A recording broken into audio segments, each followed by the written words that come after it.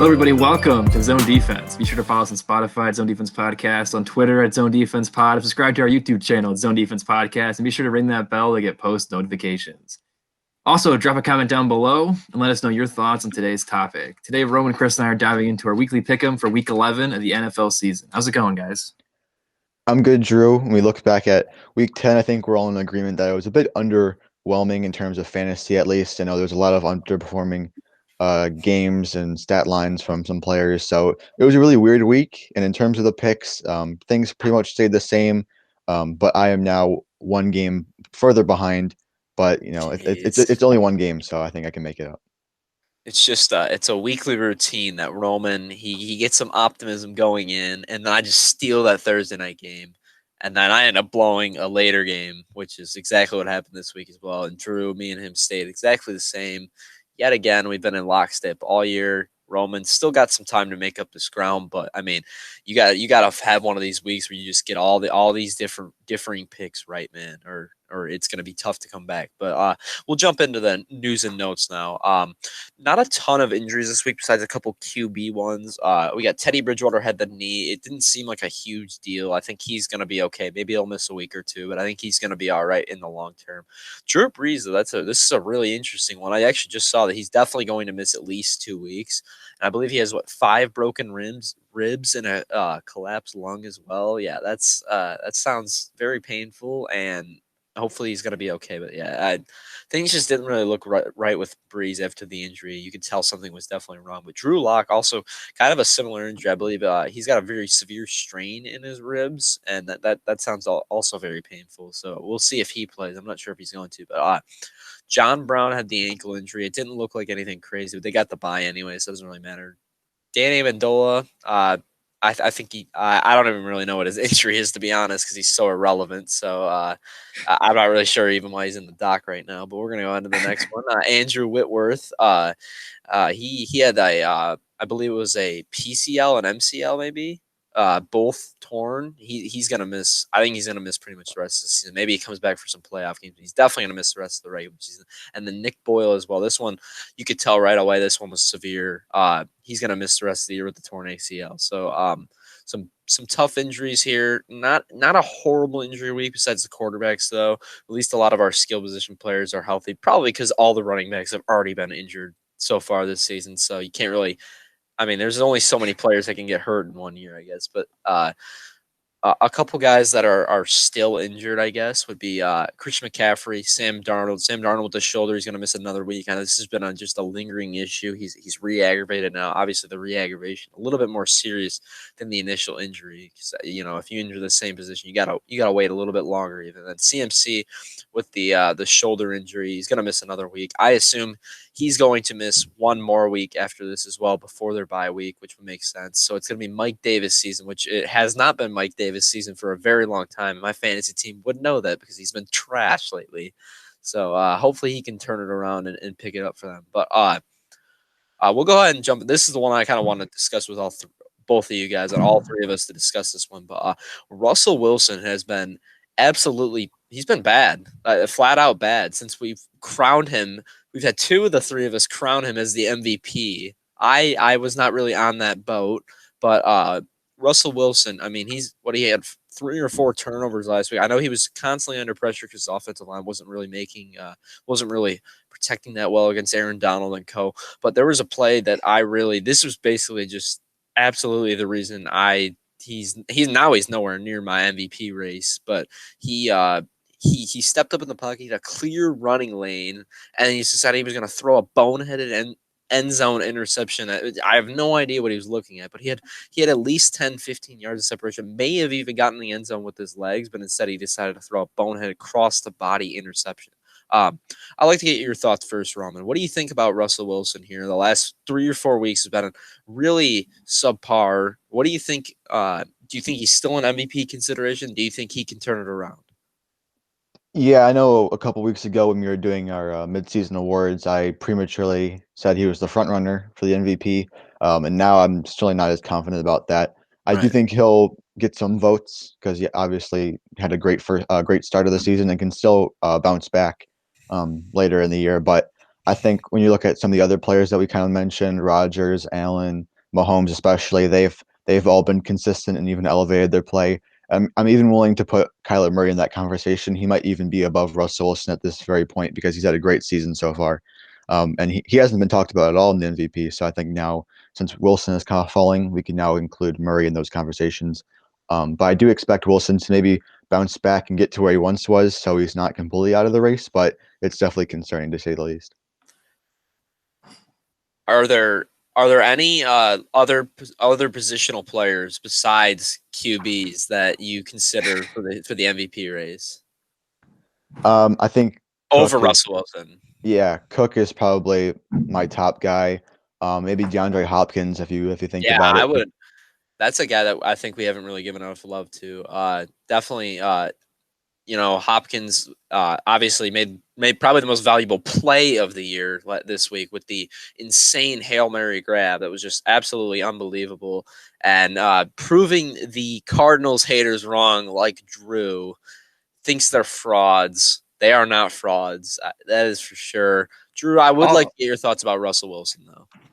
Okay, first of all, I'll start with Russell Wilson because that was the first thing that you brought up. Um, with Russell Wilson, I mean, yeah, he was my midseason MVP. I'm not ready to just completely close out the book on his MVP case. I mean, it seems like every year. I mean, Lamar Jackson a couple off weeks last year. If he struggles again this week against Arizona, then I'm ready to close that book. But I still think he's in top 5, top 6 consideration. He's still right there in the hunt. I think Mahomes, Aaron Rodgers are the clear front runners at the moment. But I still think Wilson is in that Josh Allen tier. And in terms of, I know we got some flack last week in the comment section about us not mentioning any non-quarterback MVPs. So I'll throw some other names out there. Along with Alvin Cook, I think Alvin Kamara, too, is right there in the mix as well. I agree. And I think they're probably – they could both of those guys. I think probably pass Wilson. I think it's probably Mahomes, Rodgers, Cook, Kamara, and then Wilson, and then probably Josh Allen or a Kyler Murray, in my opinion at least. Then jumping into the Arizona Cardinals hate. So it's not that I hate them. Okay, they're a good team. They're going to make the playoffs. I knew it was going to happen. I mean, they lost the Dolphins 2 weeks ago. I know everyone loves the Dolphins because they're a good team, but they lost to them 2 weeks ago. And it took a miracle, quite frankly, to beat the Buffalo Bills this week. And I knew as soon as it happened, I knew I'd go on Twitter, I'd go on Instagram, and all it would just be, oh, Kyler MVP, oh, Cardinals dark horse Super Bowl contender, question mark. And I don't see them as that team. So it's not that I think that they're a fraudulent team, that they're not going to make the playoffs. They are going to make the playoffs. When I said they were frauds, I mean that I don't see them winning a Super Bowl this year. Now, next year, maybe. If they address some of the issues on defense. But this offense is obviously really, really good, and they're going to go – they might not even win a playoff game, but they could easily win a playoff game or two. But I knew it and without fail, I went on Twitter this week, and it was just a bunch of, oh, my God, Cardinals, and I just don't agree with that, in my opinion. Yeah, that's fair. I also don't really think they're a legitimate Super Bowl contender. But when you were saying that they were frauds in the past, it sounded like this is a team that belongs in the discussion with the Chicago Bears. That's what it sounded like to me. Maybe I misinterpreted that. This is yes, in the past, yes, I will admit I was wrong. Earlier in the year when they started off 2-0 or 3-0 and they lost the Lions. So the first 2 weeks everybody was like, "Oh, Cardinals, baby," and then they lost the Lions. They looked bad, and that was when I was like, "Okay, these guys are frauds." But they proved me wrong. So good job. Apparently, I'm sure Kyler Murray heard what I said and put it up on his bulletin board and made a note for himself, and that just motivated him to play a lot really well here these last few weeks. But all right, with that note, we're gonna go ahead and move on. So the AFC North and also the NFC West. These are two divisions that they've kind of been. I mean, especially the NFC West. This has been a division that these teams are. I mean, all three teams are 6-3 right now at the top of the division. Even the 49ers are within, I would say, striking distance if they get hot at some point. But they're definitely the fourth team. But also the AFC North, we got the Steelers up top with the undefeated record still. Great team. But there's also still the Cleveland Browns and the Baltimore Ravens, just a couple games back. I mean, these are two divisions that they're the clear-cut two best divisions in the league, in my opinion. I don't think there's a close third.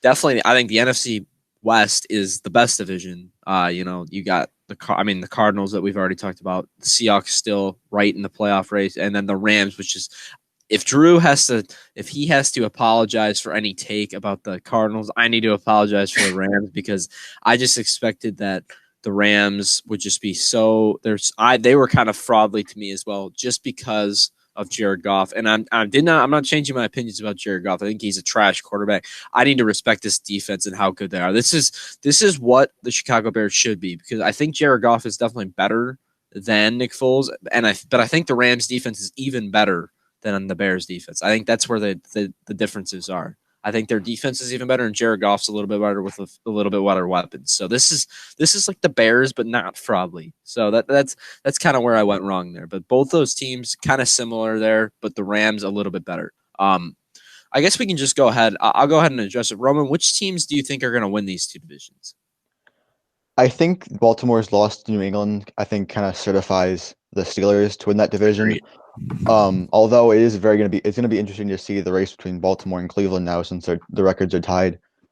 Seeing that race kind of finish out, I do think both of them will make the playoffs, but it'll be interesting to see who finishes second. They do have one more game against each other, so that's why I think that division is going to be contested quite a bit.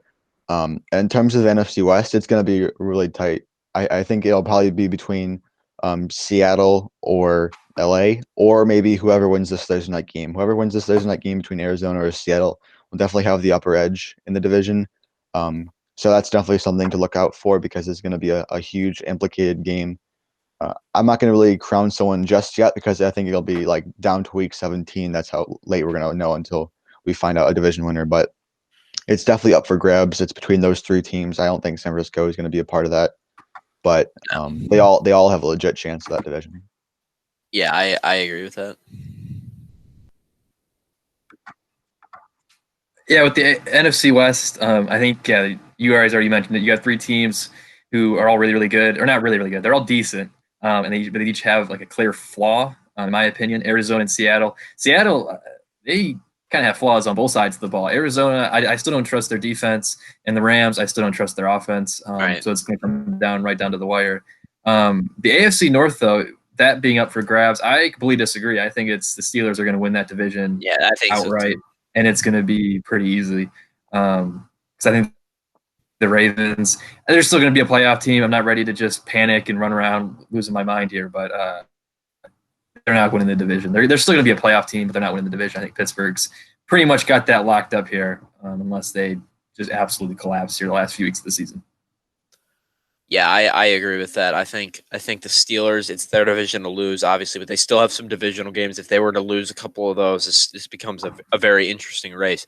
And then the NFC West, I could absolutely see it. If the Seahawks are able to win against Arizona and split the season series, I think this game could absolutely come down to Seattle and the Rams in Week 16, which is going to be a monster matchup. I am very excited to watch that one. I know it's looking way forward to Week 16.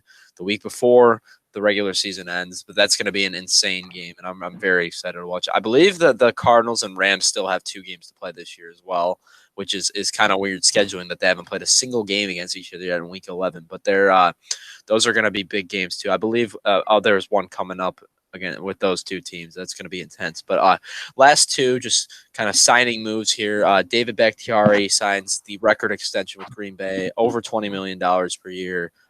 He's a very good left tackle. Well-deserved money there. And then DeAndre Baker, cornerback, he was kind of they were kind of saying that there was extortion from the attorney of the prosecution in that case. I don't know the full details or whatever with that, but I know he's going to jail. DeAndre Baker is not going to jail. Glad to see him back in the league. It stinks that it kind of puts his career on hold, with the entire case. He was on the Giants.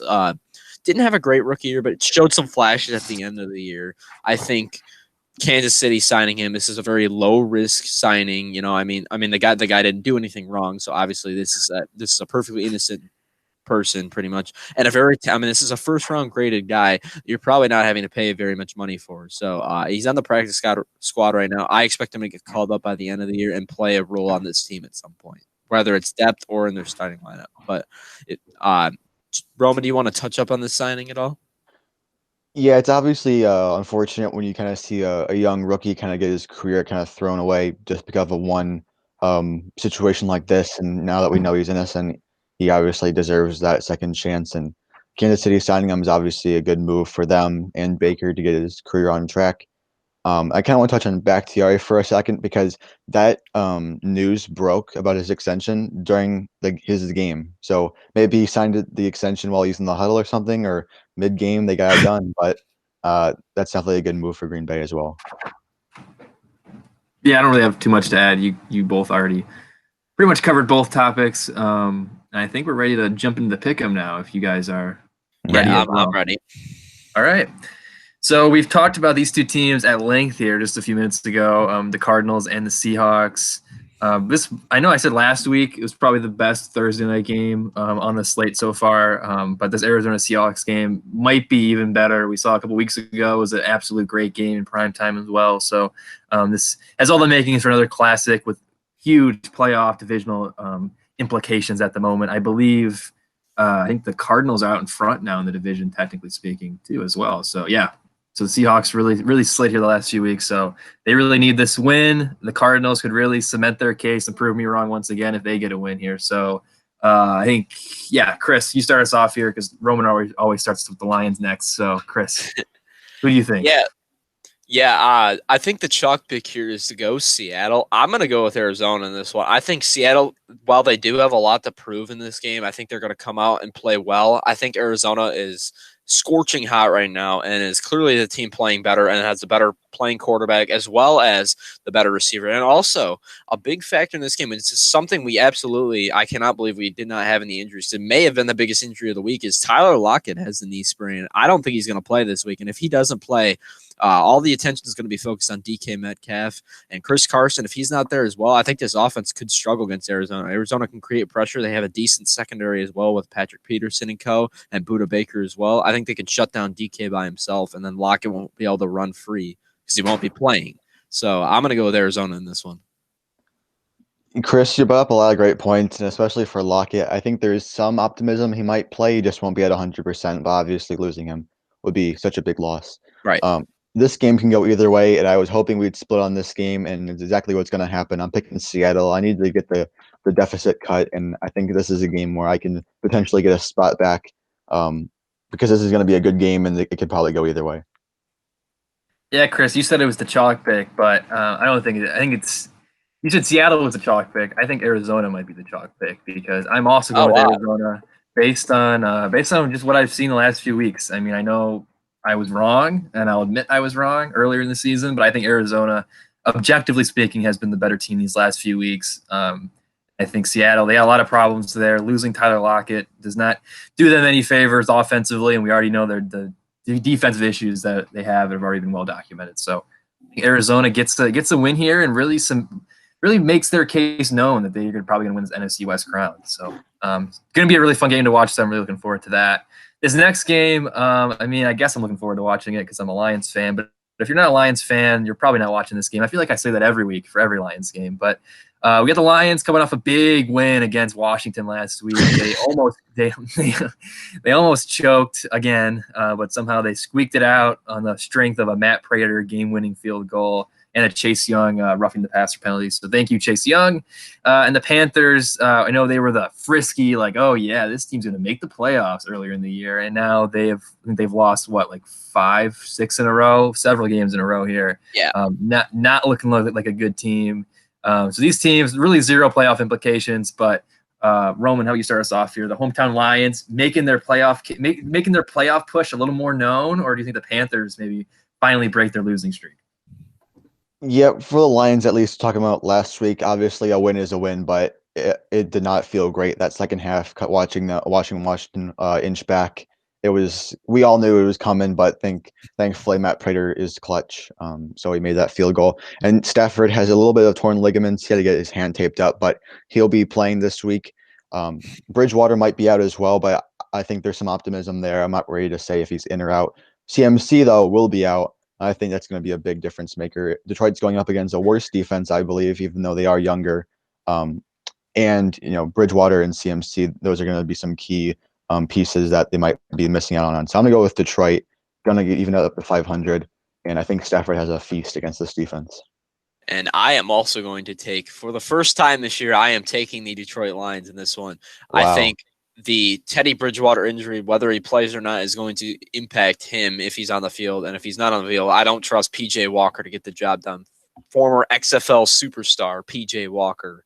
But I really just in this game, I think the Lions can pull it out. I think them giving the ball to DeAndre Swift is the key in this one. Carolina's run defense has been getting absolutely gashed the last few weeks. I think if he gets the ball 20 times, which is what I said before the game, I did not say it on the podcast, but I said if they get the ball to Swift 20 plus times, they're going to win the game. And it wasn't pretty in the second half, but you could tell the recipe was clear. Get him the ball in space and get out of his way. And I think the same thing is true here. This is how they win and get their first win while I'm picking them. I 100% agree. I don't have much to add in terms of the game, but I will say if the Lions get this win and the Seahawks lose, they're only a game out of the playoffs, baby. I know. Is it possible? Is it possible? Probably not. I don't know. But the fact that we were all just so hype on Seattle earlier in the year and that there's a chance the Lions might sneak into the playoffs over them, that's hilarious. I thought the roadmap was dead, I'll be honest, but I think it's still alive here. There's still a way that they can make the playoffs, especially if Seattle has to face all those really tough teams in the NFC West. And we have a few tough games, but also a few very winnable games. And I think this one definitely is one of them. Definitely looking forward to watching that game, though. Next up, we have the Eagles and the Browns. The Eagles, we were all just talking about how great the Eagles were. Oh, they're going to win the NFC East, no problem. Then they lost the Giants last week, and things got a little more interesting.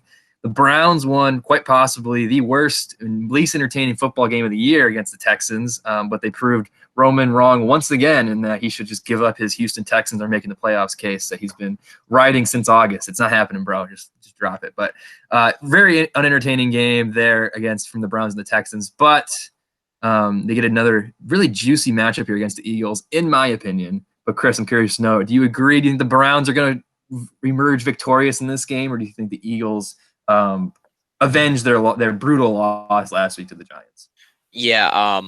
Well, Philadelphia, I want them to win this game very badly. This is one of my favorite teams in the league, probably my third or fourth favorite team. I'm going to take the Browns in this one. I think they've been playing some good football. Having Nick Chubb back is huge. I think that's the difference in this one. I think Chubb, I think he has another big game. Yet last week, obviously, pretty much just destroyed all fantasy managers by running out at the one. But you can't forget about the 55 yards he got before that run, which was very awesome as well. So give me Chubb and the Cleveland Browns in this one.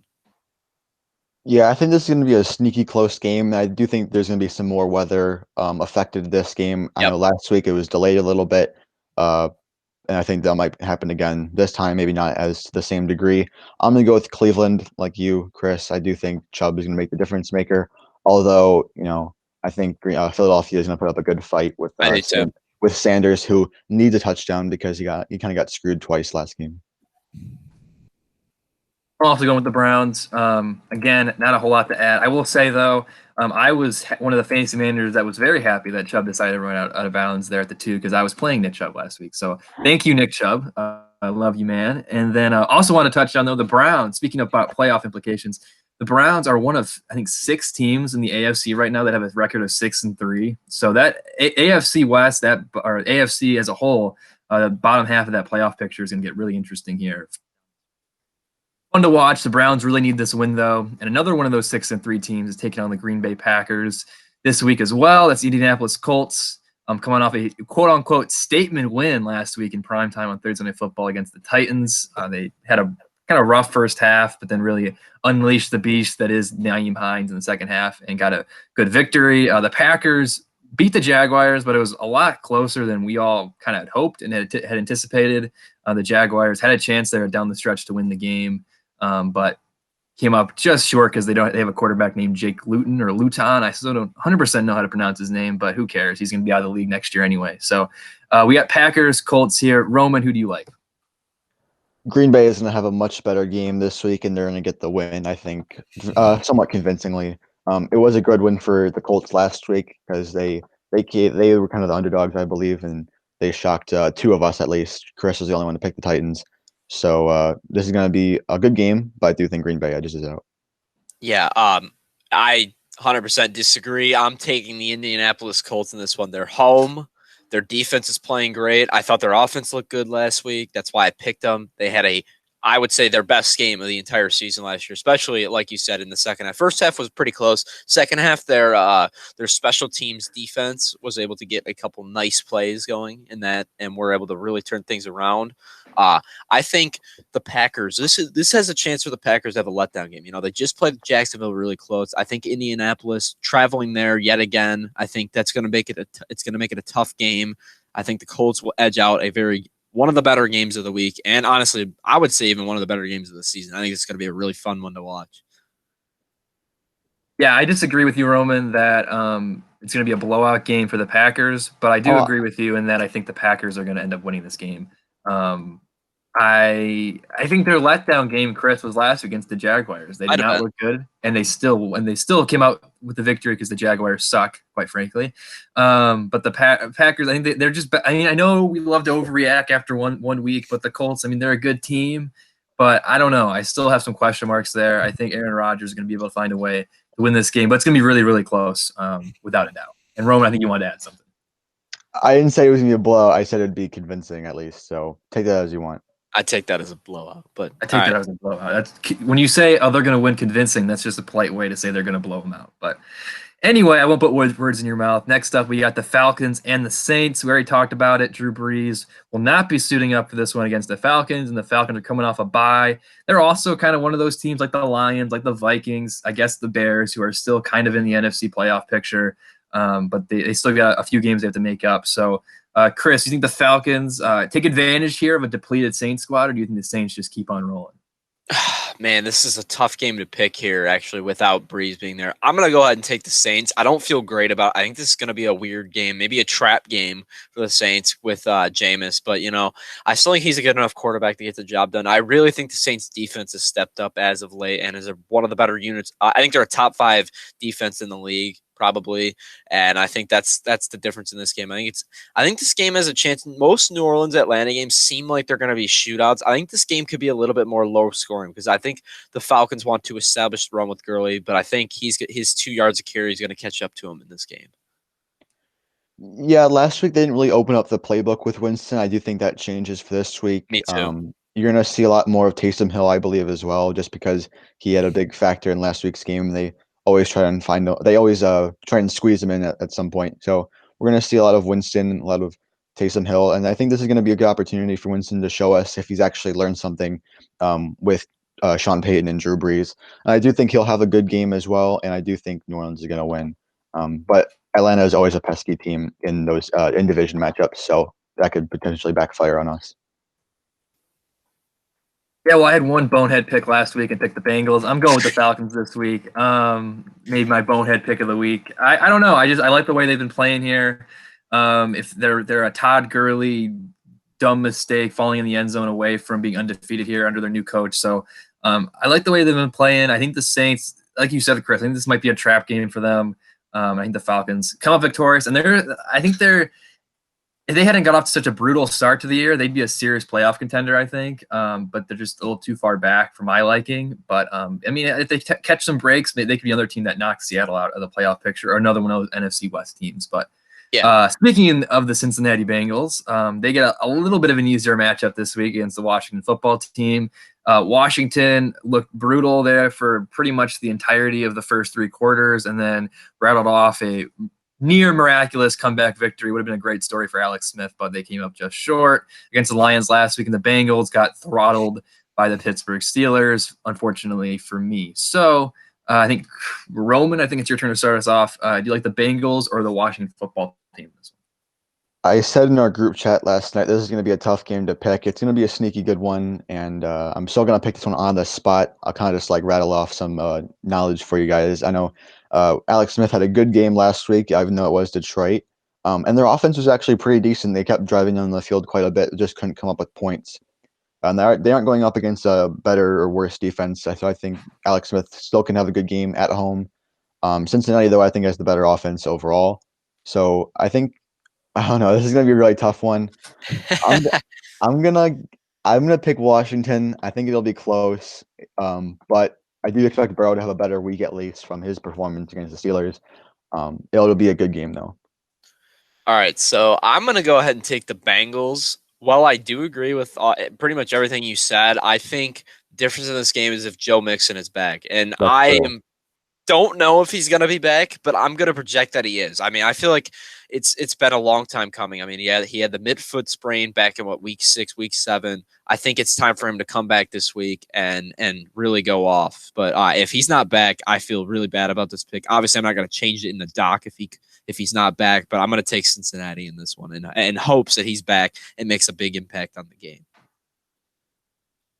It doesn't even matter. Joe Mixon might not even be there. They got Joey Burrow, baby. He's going to find a way to beat this terrible Washington football team. I mean, the Washington definitely has a lot more to play for because they somehow are still in the playoff hunt there in the NFC East because it's just a brutal division. And the Bengals are really just playing for pride at this point, looking to 2021. But I don't know. I mean, they fooled me last week, fooled me once. I guess they're going to fool me again here probably. Washington's going to end up victorious. But I like the Bengals overall as a team, so I'm probably biased in that regard. But I don't know. I like this team. I think they're going to beat Washington. I think it's going to be a close game. Not a lot of eyeballs are going to be on this one because, as I said, not a lot of these teams aren't playing for a whole lot, but should still be a close game for the most part. But next up, this game should hopefully not be a close game, but we saw Jacksonville put up a good fight against Green Bay last week, and Pittsburgh, of course, rose to 9-0 now, which is incredible. Still undefeated. But they're pretty lucky here, and Chris has already put Pittsburgh in the dock. Do you think it's going to be a close game, or do you think Pittsburgh just going to? No, I think they're gonna annihilate Jacksonville. I think this is gonna be 20 plus points. I can back that. Jake Luton, as Drew doesn't pronounce well, I think he had a decent game last week. Just not going to happen this time around. Pittsburgh's way too overpowering. Yeah, I think their defense is going to control this game. And then Big Ben has looked really good as of late. I mean, last week, throwing to all 3 of his major receivers, Chase Claypool, Deontay Johnson, Juju Smith-Schuster, all 3 had big games. I could see the same recipe for success this game, along with a suffocating defense. I think this is going to be a very similar game to the Pittsburgh-Cincinnati game that Drew very, very incorrectly picked last week. It was the boneheaded decision he was talking about. Yeah, I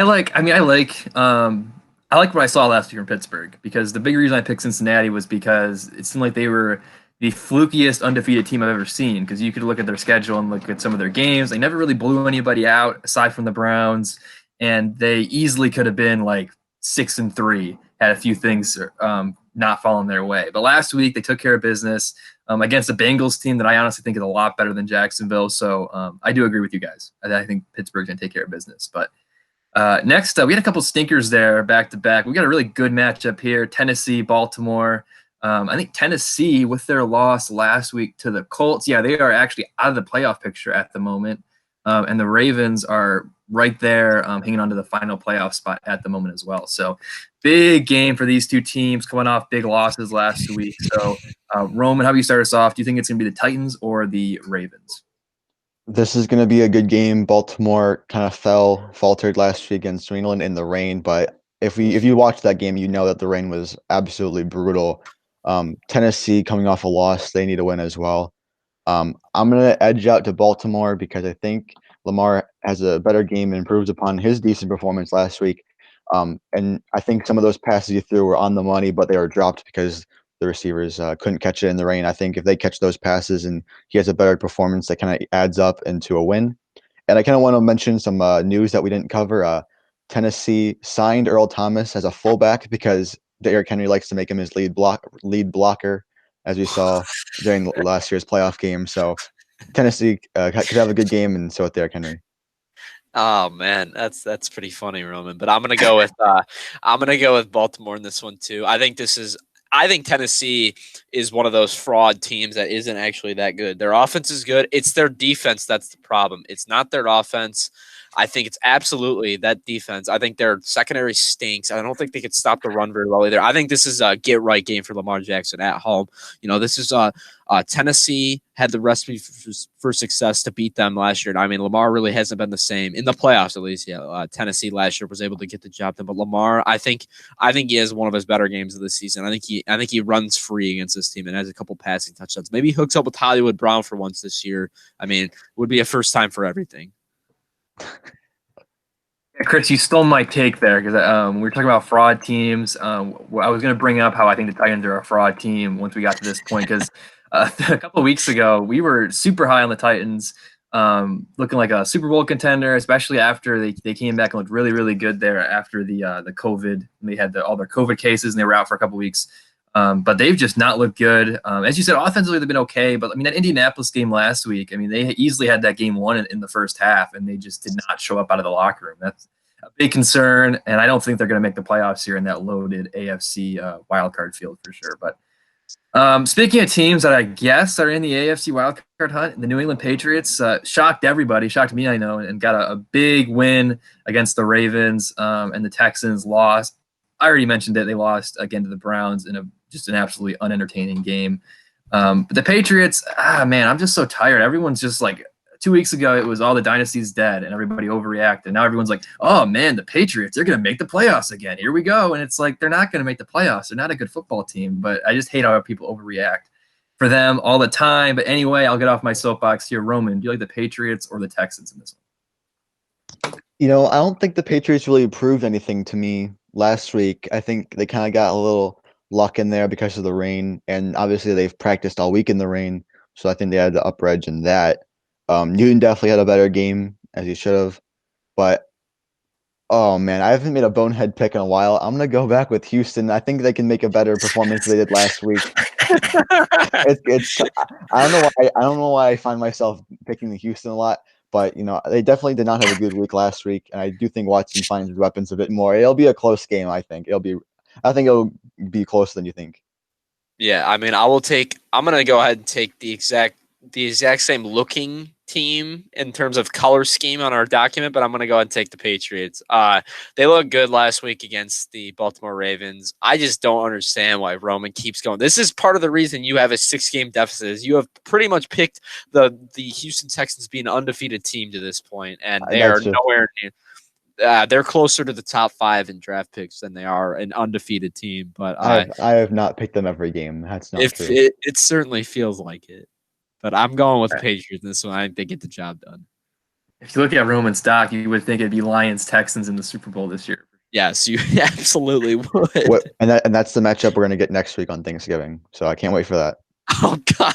That's two teams in one matchup. That is the actual Lions Super Bowl, if you think about it. Thanksgiving game every year is our Super Bowl. The only time where all the eyes are on us for once. Yeah, and then as the fans across America go, why aren't the Lions play on Thanksgiving every week again, or every year again? I mean,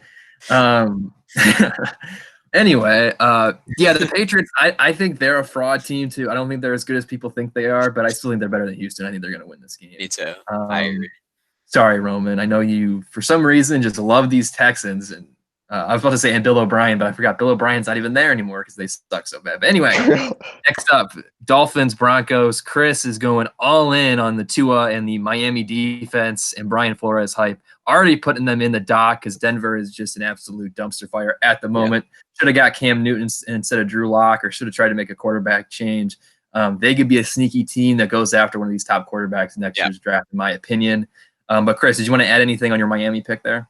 Yeah, here's what I'm going to add. I know we're talking about how bad Denver's offense is, and that's clearly the point in this game. I mean, it's the Denver terrible offense taking on the Miami fantastic defense, but not to mention that with the fact that Denver's run defense is absolutely atrocious and is going to get shredded, and it's going to be absolutely brutal. This game could be 30 points. This might even be worse than the Pittsburgh-Jacksonville game. I think this is going to be an absolute blowout and a bloodbath, and I think Tua is going to have a good game. So give me Miami in this one by a considerable margin.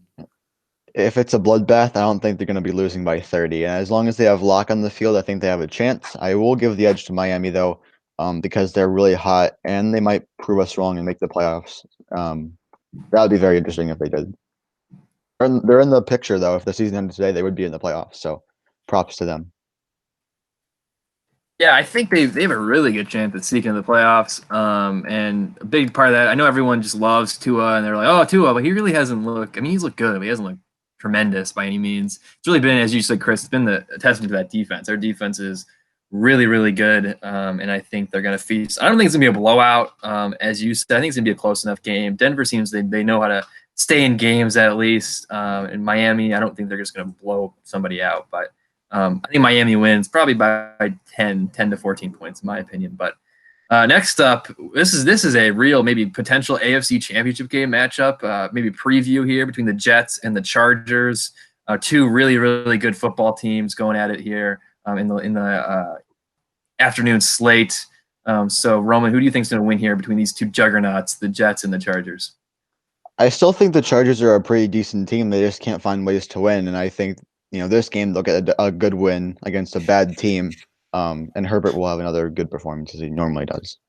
Yeah, we'll really put the this something's got to give in this game. Will the Chargers choke again for the 8? Oh, I put that in the wrong side. My apologies. But what am I doing over here, man? But I really think I absolutely destroy the entire document here with this, boys.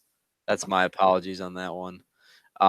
Keep talking. I'll fix it. I'll keep talking. But yeah, I think the Chargers are going to absolutely smash them in this game. I mean, I think there's going to be a lot of blowouts this week. There's also going to be a lot of good games. I mean, I believe there's 4 matchups where each team has at least 6 wins. So I mean, you're bound to have some of these bad games as well when you have a top heavy schedule like that in this slate. But yeah, give me the Chargers in this one. We'll see if they can blow this game.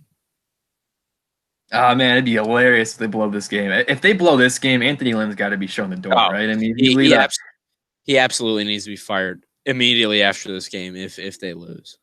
I think he should be fired anyway. Again, I feel like we say this every week. Great guy, not a great coach. I think I agree. I think Gase should be fired even if they win because they're going to be tanking a number 1 overall pick. Yeah. No, Gase shouldn't be fired because the whole reason he's still there is because they're tanking to get the first overall pick. They're like, this guy gives us the best chance to lose as many games as possible. So that's why he still has a head coaching job. But yeah, I would love, though, Joe Flacco leads him down the field on like a 2-minute drill, 75 yards, game-winning touchdown to Jamison Crowder for the win. And that's just gotta be brutal if you're a Chargers fan. But I think Los Angeles, they gotta win this game, right? They can't lose to the Jets. As you said, Roman, they could easily be in the playoff hunt here if they just did not consistently blow fourth quarter leads. But anyway, we got the Cowboys and the Vikings.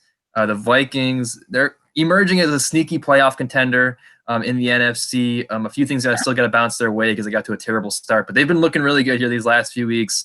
And the Cowboys still kind of in shambles, but they are coming off a bye. Maybe they figured some things out there on their week off. But Chris, you like the Cowboys or the Vikings in this one? Yeah. Well, I do think the Cowboys are still going to make the Super Bowl. Obviously, I'm going to take the Vikings in this one. Now, that pick died with Dak Prescott. Wouldn't have mattered anyway. It was a terrible call. Their defense was just too bad. I do think this has a chance to be a trap game for Minnesota. Well, I do think that has a chance. I'm still going to take the Vikings in this one because Dallas, I mean, they really haven't proved a whole lot since the Dak injury. Obviously, that proves that one thing they proved is that they absolutely need to pay that man because he's a very good quarterback, and the only reason this team would have been even remotely in playoff contention. But yeah, give me the Vikings in this one.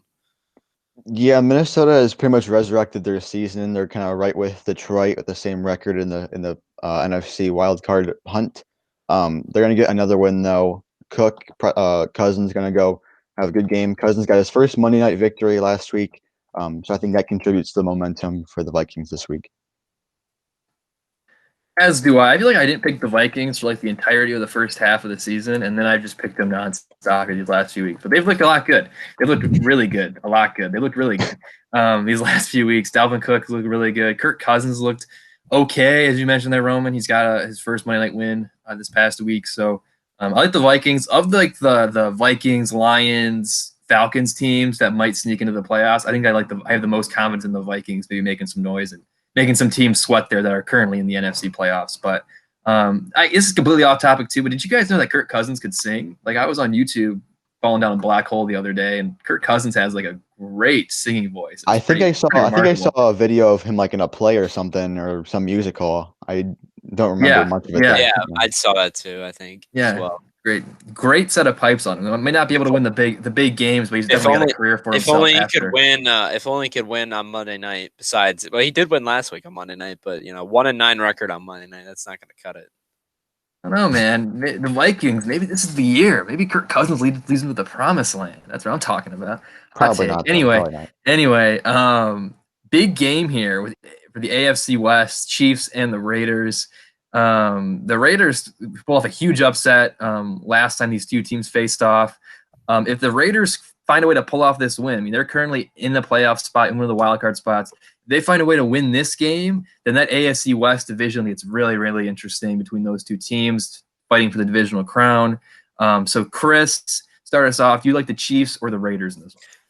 Yeah, there is absolutely no way that the Raiders win this game. I think this is a Chiefs game that they are going to come out. I think it's going to be a good game, but I think the Chiefs are going to win.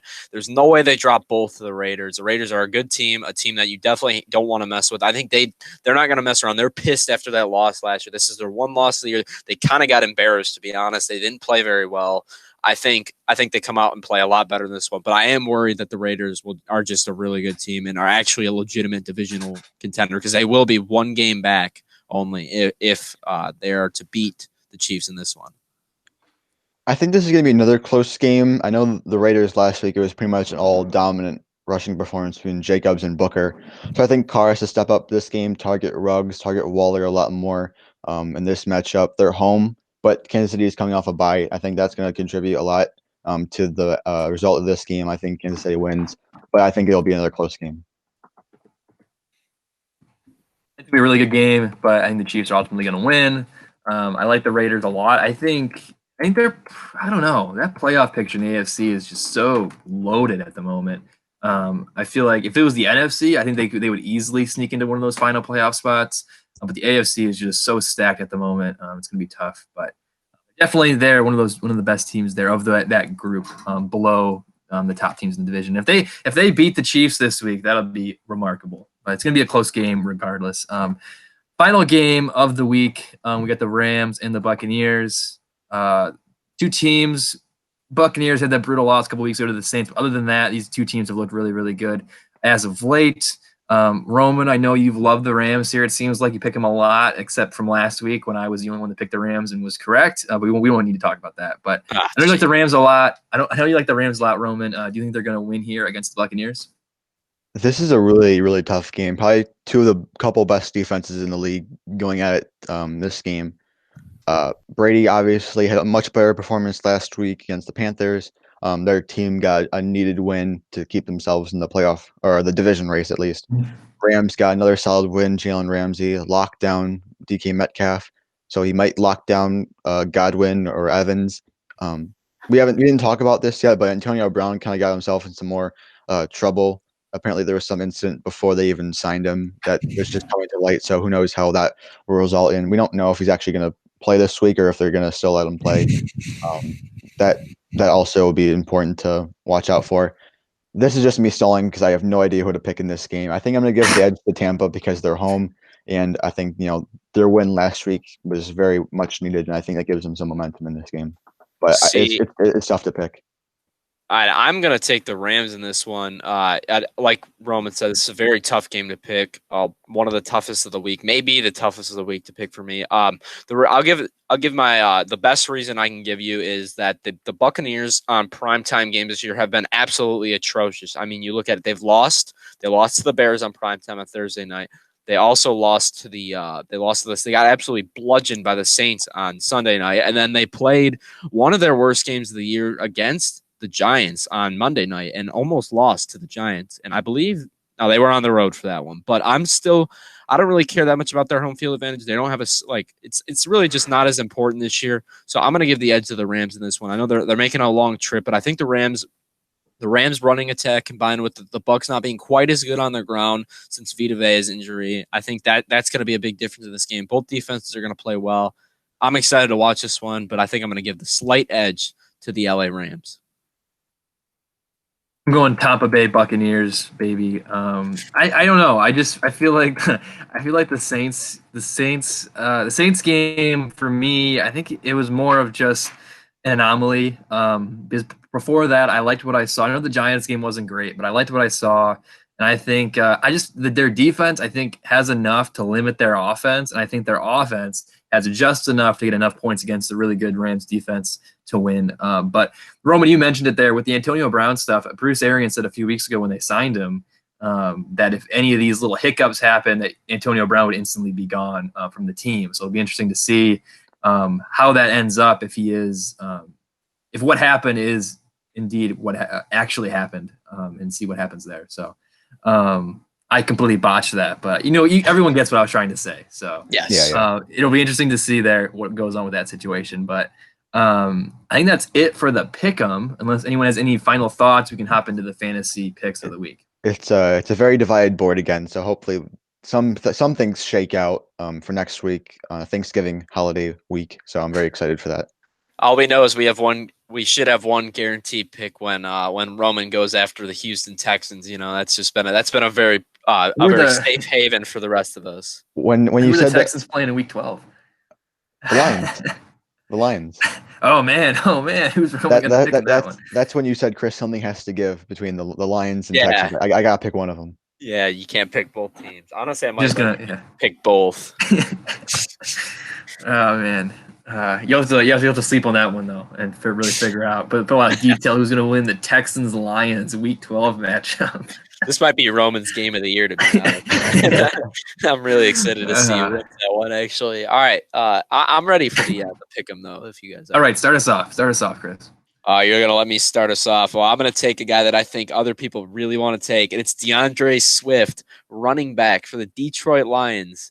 I know this is a guy that he had a big game last week. He's definitely a guy you're getting in your starting lineup. But this is a guy that I absolutely am predicting to be a running back one this week. If he doesn't score at least 17, 18 points, I'm going to call this a failure. But I think Carolina's bottom 3 run defense is going to make easy work. I think he's going to carve him up like Swiss cheese in this one. I think he has the dual threat capabilities. Stafford with the injured figure might lean on him even more on the dump off game as well as the rushing attack. There's no way they don't give this dude the ball 20 times yet again. And if they do, like I said, I think they're going to win the game. If they're winning the game, that means he's probably getting in the end zone at least one time. I'm expecting to be a top 10 running back yet again this week and build off of last week's performance. So give me Swift in this one. I'm really excited for him this week. That's a good pick. I was definitely considering it, although if I picked him, I felt like it would be a little bit of a chalk pick, maybe of a homer pick, but you're definitely on the right track there. I think he has a great game. And he needs to have a great game for this to qualify as a start of the week. If he's mediocre, I'm chalking this one up as an L. Yeah, but I think he needs to score at least 18 full PPR points. Yeah, Patricia and Bevel sat down with Peterson. They told him that this is going to be the role going forward for both of them. So hopefully we see that in action next week. So Swift is going to get the bulk of the workload. And I hope it pays off against a very weak defense. Swift was one of my backup picks because I figured somebody was going to take him. So that's why he wasn't one of my fantasy picks of the week. But yeah, I 100% agree with you, Chris. I'm still a little concerned because we saw it with Jacksonville a few weeks ago where he went off and then he just disappeared for a few weeks. Right. So I'm worried that last week was kind of the same deal.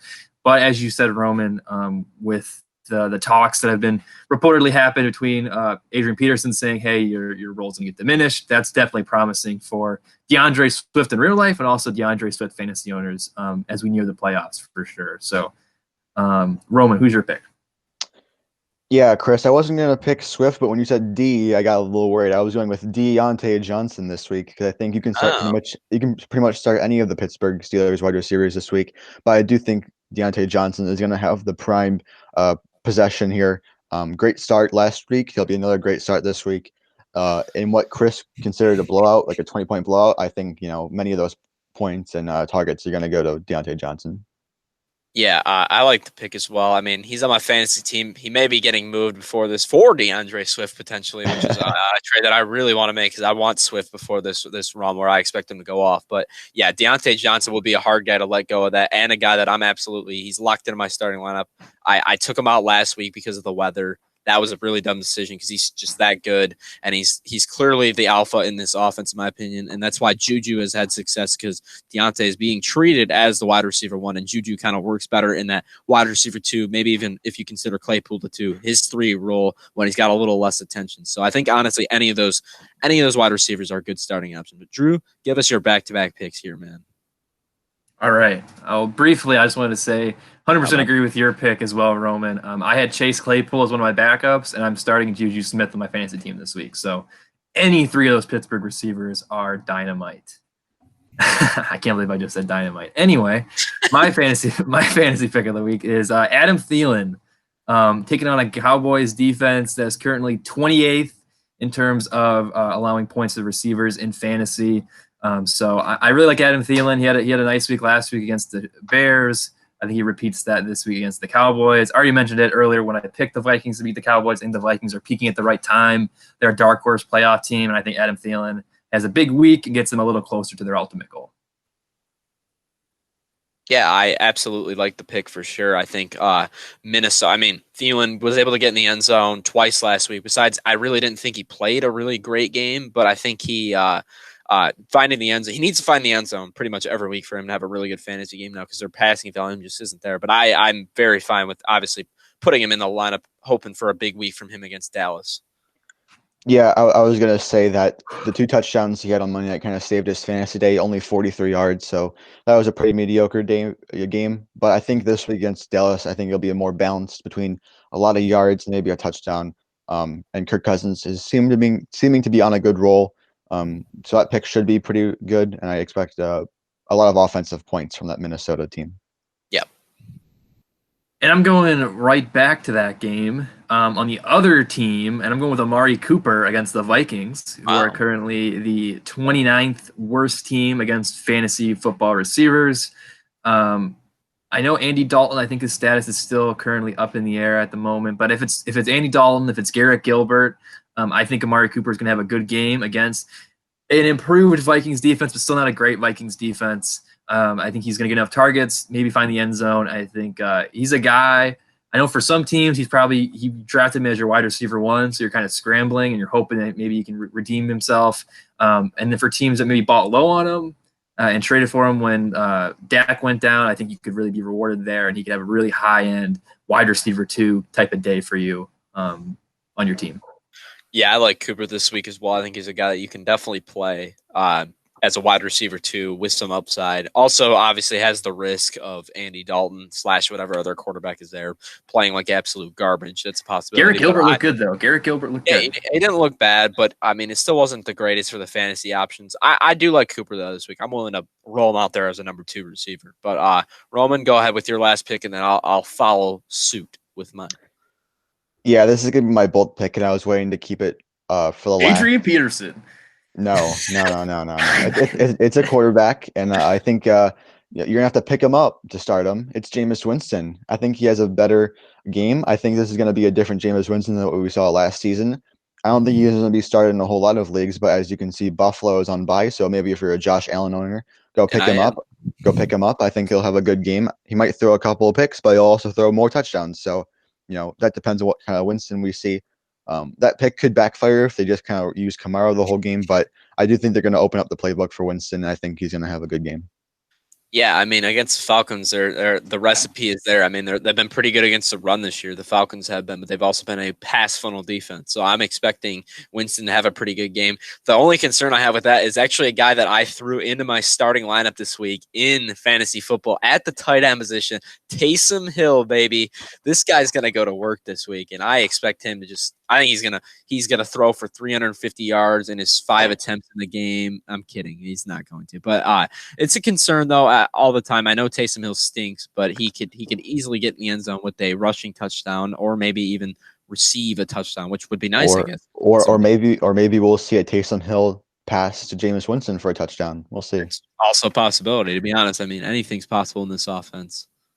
It does help your pick though a little bit because earlier this morning, the Saints said that to expect a lot of Jameis Winston with Taysom Hill just kind of sprinkled in a little bit. So Oh it helps. crap! Maybe I won't start him at my tight end position. Then. It bodes well for your pick, Roman, of Jameis Winston as a starter. Obviously, but even with like Drew Brees, we saw he throw the ball 3 yards backwards to Alvin Kamara on a dump off, and then he'd run off, and that counts as a passing touchdown. So even if Kamara still has a huge game, it doesn't necessarily mean that Winston will not have a huge game as well.